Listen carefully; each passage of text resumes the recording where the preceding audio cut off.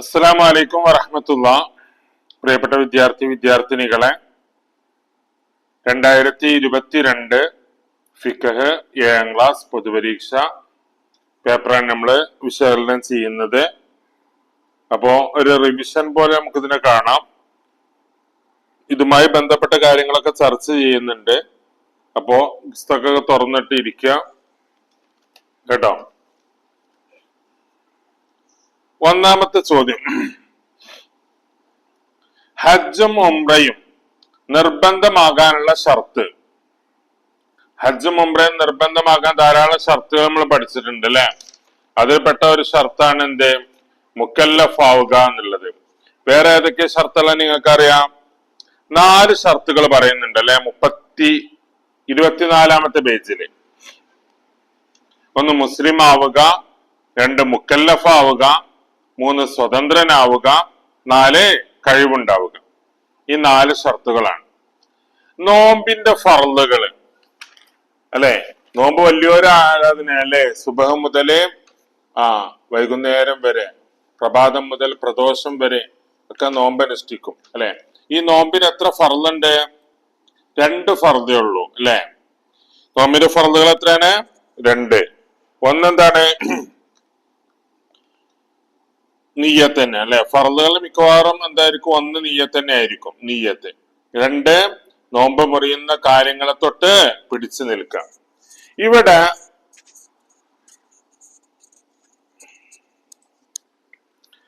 നീയത്ത് അല്ലെ. എങ്ങനെ നീയത്ത് വെക്കുക?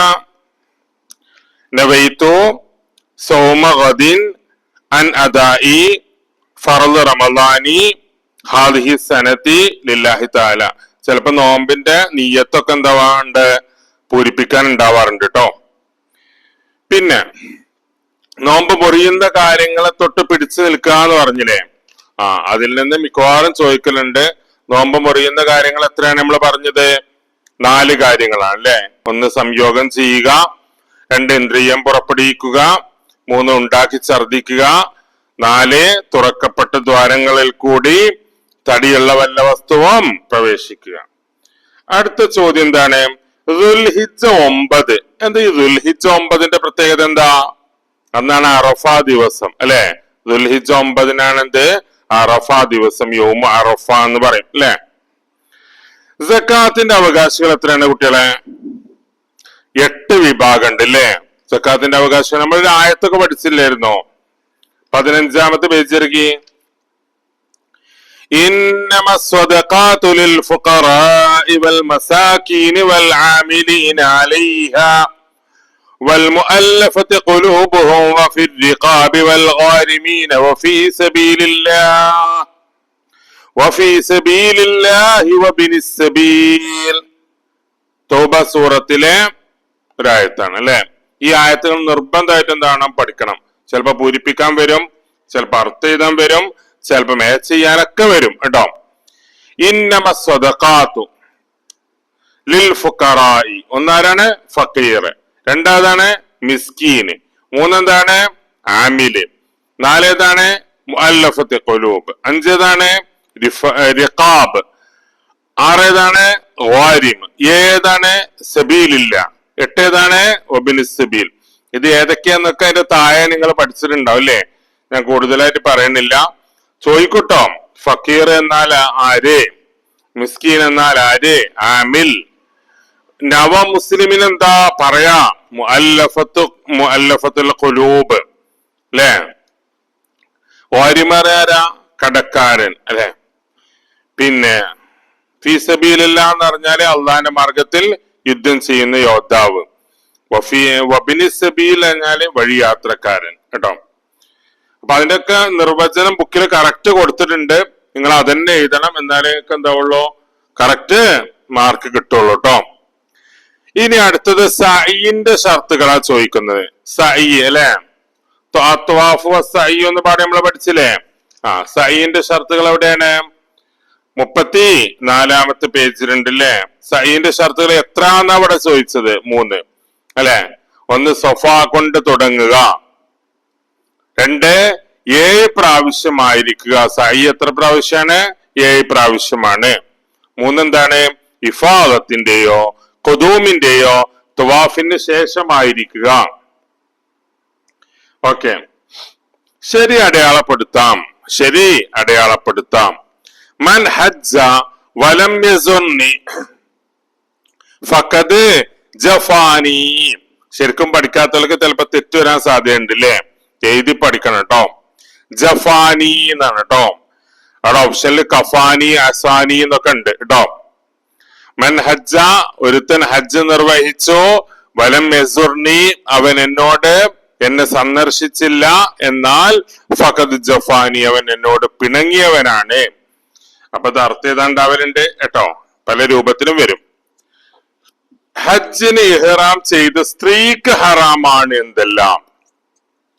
ഹജ്ജിന് ഇഹ്റാം ചെയ്താലേ ഹറാമാകുന്ന ധാരാളം കാര്യങ്ങൾ അല്ലെ, ഇഹ്റാം കൊണ്ട് ഹറാമാകുന്ന കാര്യങ്ങള് നമ്മള് 12 എണ്ണൊക്കെ പഠിച്ചിരുന്നു അല്ലെ. ഇനി സ്ത്രീകൾക്ക് പ്രത്യേകമായിട്ട് ഹറാമാകുന്നതാണ് എന്ത്? മുഖത്തിൽ നിന്ന് അല്പം മറക്കല്. മുഖം മറക്കാൻ പറ്റില്ല. അതേപോലെ സ്ത്രീ കയ്യുറ ധരിക്കാനും പറ്റില്ല. മുഖം മറക്കാനും പറ്റില്ല, കയ്യുറ ധരിക്കാനും പറ്റൂല. അടുത്തത്, ഒരു മീഖാത്തിന്റെ പേര് ഏതാണ് അപ്പൊ പറഞ്ഞത്? അപ്പൊ ഇതൊക്കെ എല്ലാവർക്കും കിട്ടും അല്ലെ? 5 മീഖാത്തിലുള്ളത് ഏതൊക്കെയാണ്? 5 തരം മീഖാത്തുകള്. ദുൽഹുലൈഫ, ജുഹുഫ, കർണു മനാസിൽ, ദാത്ത് ഇർഖ്, യലംലം അല്ലെ.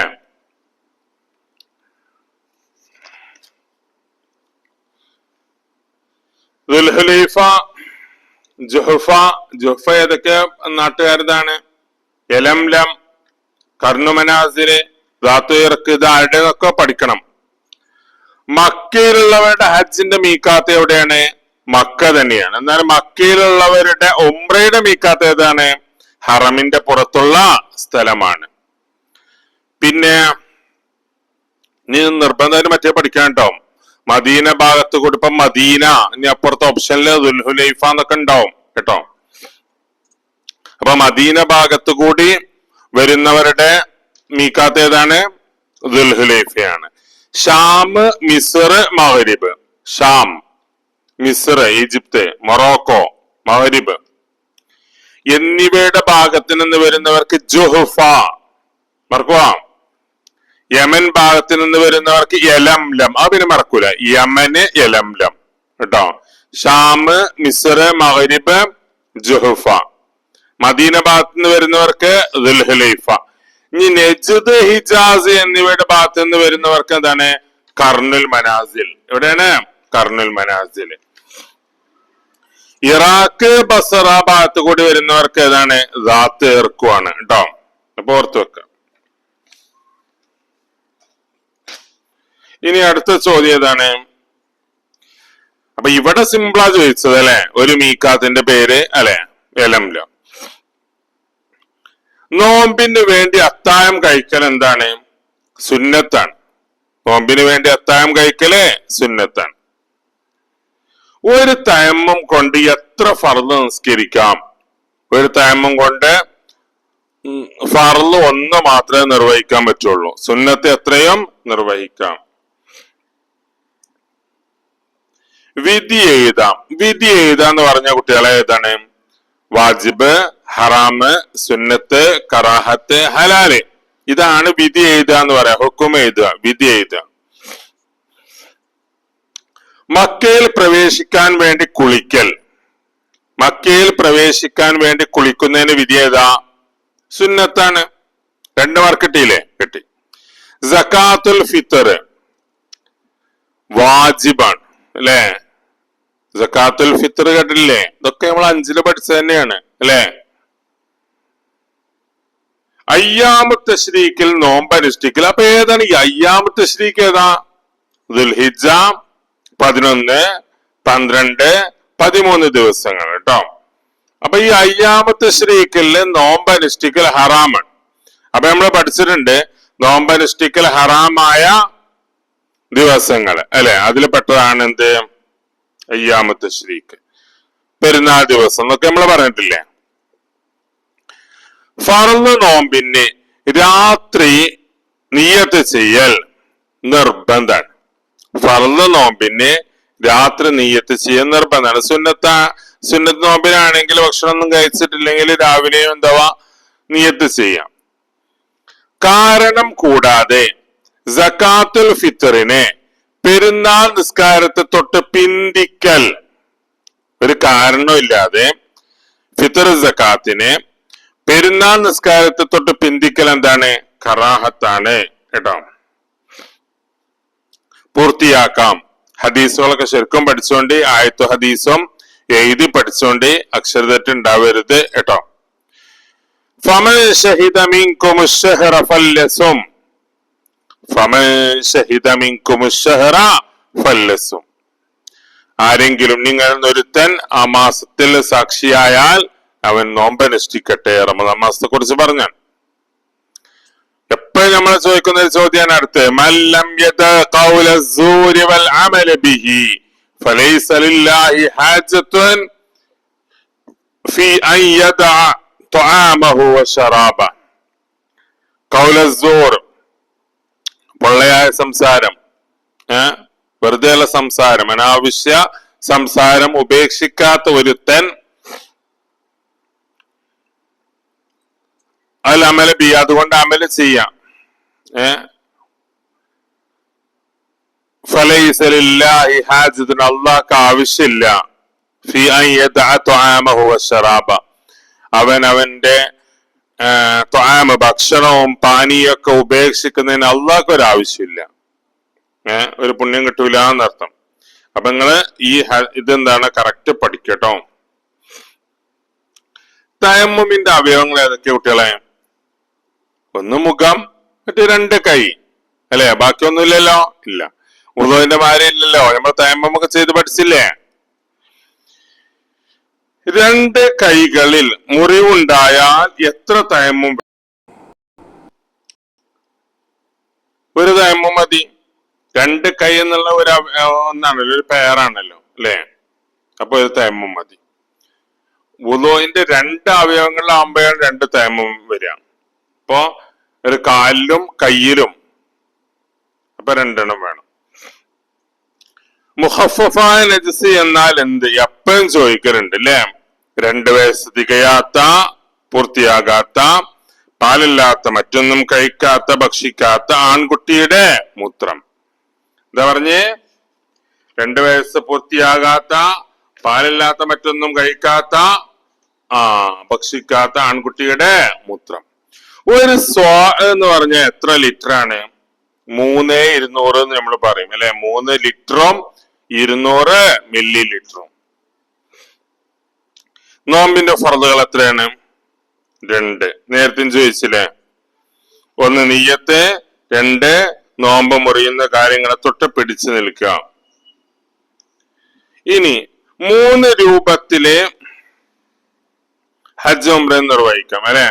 ഒന്ന് ഇഫ്രാദ്, മറ്റേത് തമത്തു, അടുത്തത് ഖിറാൻ അല്ലെ? നമ്മൾ പഠിച്ചില്ലത്? ഇഫ്രാദ് എന്ന് പറഞ്ഞാൽ എന്താണ്? നോർമൽ ആയിട്ട് അല്ലെ? ആദ്യം ഹജ്ജ് നിർവഹിക്ക, പിന്നീട് നമ്മൾ 28ാമത്തെ പേജിലുണ്ട് വ്യക്തമായിട്ട് പറയണല്ലേ? നിങ്ങൾ പഠിച്ചിട്ടുണ്ടാവില്ലേ? ഇഫ്രാദ് എന്ന് പറഞ്ഞാൽ ആദ്യം ഹജ്ജും പിന്നെ ഉംറയും നിർവഹിക്കുക. തമത്തു എന്ന് പറഞ്ഞാല് ആദ്യം ഉംറ നിർവഹിക്കുക, പിന്നീട് ഹജ്ജ് നിർവഹിക്കുക. ഓപ്പോസിറ്റ്. ഖിറാൻ എന്ന് പറഞ്ഞാൽ കുറച്ച് സുഖമുള്ള ഏർപ്പാടാണ്. എന്ത്? ഹജ്ജിനും ഉംറക്കും ഒരുമിച്ച് ഇഹ്റാം ചെയ്ത് ഹജ്ജിന്റെ കർമ്മങ്ങൾ നിർവഹിക്കുക. ഉംറയും കിട്ടും. ഖിറാനെ ഒരുമിച്ച് ചെയ്യുക. ഇവയിൽ ഏറ്റവും അഫ്ളല്, ഏറ്റവും ശ്രേഷ്ഠമായത് ഏതാണ്? ഇഫ്രാദാണ്. പിന്നെ ഏതാണ്? തമത്തു ആണ്. പിന്നെയാണ് എന്ത്? ഖിറാന് വരുന്നത്. അപ്പൊ നിങ്ങൾ പഠിക്കണം കേട്ടോ. ചിലപ്പോ തമത്തു പറഞ്ഞാൽ എങ്ങനെയാണ്, ചിലപ്പോ ഇഫ്രാദ് പറഞ്ഞാൽ എങ്ങനെയാണ്, ചിലപ്പോ ഖിറാനായിട്ട് എങ്ങനെയാണ് ഒക്കെയാണ് ചോദിക്കും കേട്ടോ. അടുത്തത് തവാഫിന്റെ ഷർത്തുകള്. തവാഫിന്റെ ഷർത്തുകൾ എത്രയാണ്?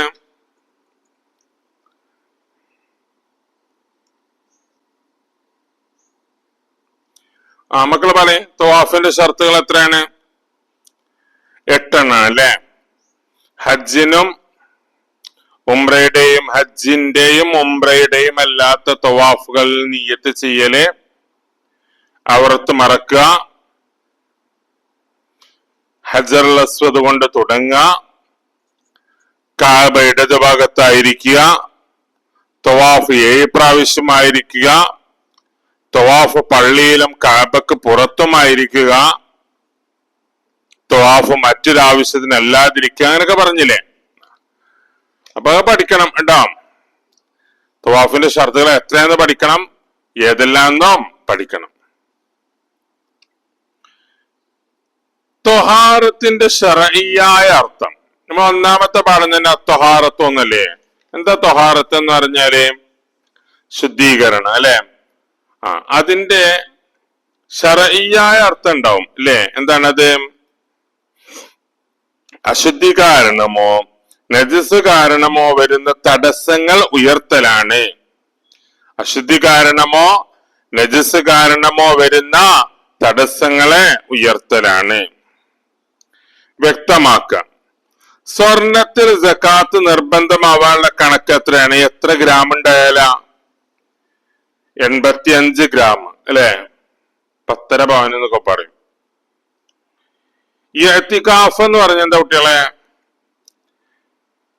നിസ്കാരത്തിന്റെ തുമഅനീനത്തിനേക്കാൾ അടങ്ങി താമസിക്കൂല, നിസ്കാരത്തിലെ അതിനേക്കാൾ കൂടുതൽ സമയം നിയ്യത്തോടു കൂടി പള്ളിയിൽ താമസിക്കുന്നതിനാണ് എന്ത് പറയാ? ഇഅ്തികാഫ് എന്ന് പറയാം. പള്ളിയിൽ പ്രവേശിച്ച ഉടനെ ഇഅ്തികാഫ് നിയ്യത്ത് ചെയ്താൽ എന്താവും? നമുക്ക് പള്ളിയിൽ നിന്ന് പുറത്തിറങ്ങുന്ന വരെ എന്താവും? അതിന്റെ പ്രതിഫലം കിട്ടും കേട്ടോ. ഈ പാഠത്തിൽ കുറെ ചോദിക്കാൻ സാധ്യതയുള്ള ചോദ്യങ്ങൾ ഉണ്ട് കേട്ടോ. പള്ളിയിലേക്ക് പ്രവേശിക്കുന്നവൻ എന്താ ചെല്ലേണ്ടി, പള്ളിയിൽ നിന്ന് പുറത്തിറങ്ങുമ്പോ എന്താ ചെല്ലേണ്ടി, അങ്ങനൊക്കെ ചോദ്യങ്ങളൊക്കെ ഉണ്ട് കേട്ടോ.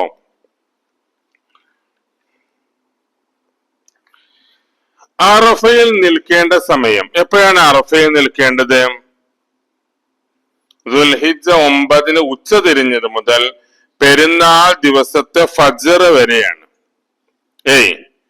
ദുൽഹിജ്ജ 9 ഉച്ച തിരിഞ്ഞത് മുതൽ പെരുന്നാൾ ദിവസത്തെ ഫജ്ർ വരെയാണ് കേട്ടോ. ഹജ്ജിന്റെ വാജിബാത്തിൽ നിന്ന് 2 എണ്ണം, ഹജ്ജിന്റെ വാജിബാത്തിൽ നിന്ന് 2 എണ്ണം. അപ്പൊ നമ്മൾ വാജിബാത്ത് നമ്മൾ കുറെ പഠിച്ചിട്ടില്ലേ? എന്ന് 2 എണ്ണം പറയാ. മുസ്ദലിഫ മീഖാത്തിൽ നിന്ന് ഇഹ്റാം ചെയ്യുക അല്ലെ. പിന്നെയോ മുസ്ദലിഫയിൽ രാപ്പാർക്കുക, അയ്യാമു തശ്രീക്കിൽ മിനയിൽ രാപ്പാർക്കുക, ജംറകളിൽ എറിയുക, ഹറാമായ ഒഴിവാക്കുക അല്ലെ. കുട്ടികളെ ജന്നത്തുൽ ബഖീ എവിടെയാണ്? മദീനയിലാണ് അല്ലെ. മദീനയിലെ പൊതുശ്മശാനം ജന്നത്തുൽ ബഖീ.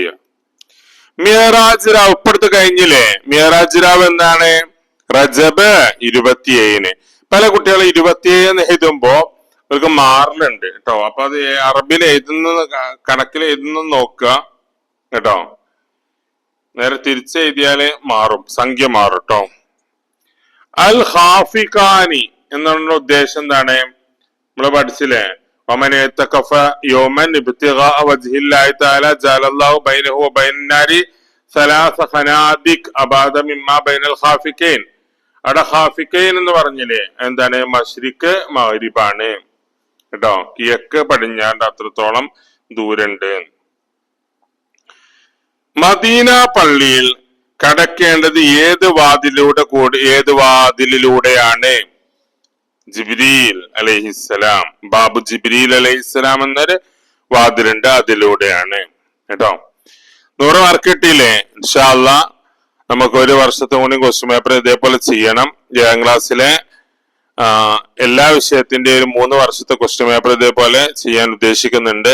അപ്പൊ നിങ്ങൾക്ക് എല്ലാം പഠിച്ച് റെഡി ആയിട്ട് ഈ റിവിഷനും കൂടി കേൾക്കുമ്പോൾ എന്താവും? നിങ്ങൾക്ക് നല്ലൊരു കോൺഫിഡൻസ് ഉണ്ടാവും, ആത്മവിശ്വാസം ഉണ്ടാവും. അല്ലാഹു തആല നമുക്കൊക്കെ നല്ല ഉയർന്ന മാർക്ക് നൽകുമാറാവട്ടെ. പഠിച്ചതനുസരിച്ച് പ്രവർത്തിക്കാനും അല്ലാഹു തആല തൗഫീഖ് നൽകുമാറാവട്ടെ.